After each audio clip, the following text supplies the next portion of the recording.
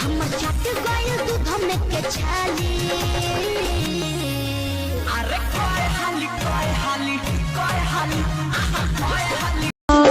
चढ़ल जवानी बा निकल तो पानी बा खाली पलानी बाटे रानी जल्दी बोलबे तिरछी बोली मार को दिनोनिया टोली मार को जवानी के चारा कहीं चलो ना लभ के क्लास करे के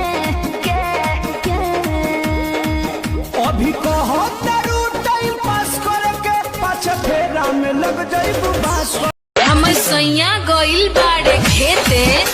उ रहते तबे नु पैसा देते बोलबो झूठ सही हो केहू कहेला सोना तू 24 कैरेट लागेलू जवानी भइल टटिए चॉकलेट लागेलू देखिए पक्का पड़ा तर बाटे माइले अखिलेश खेसारी तू लगल खाइले।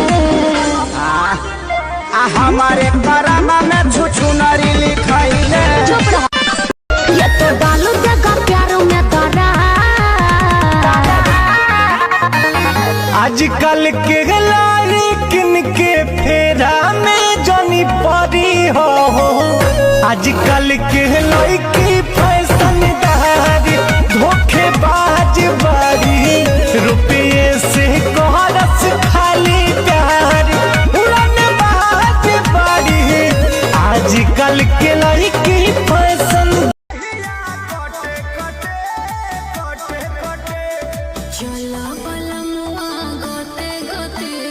गोड़ा तरोड़ा होते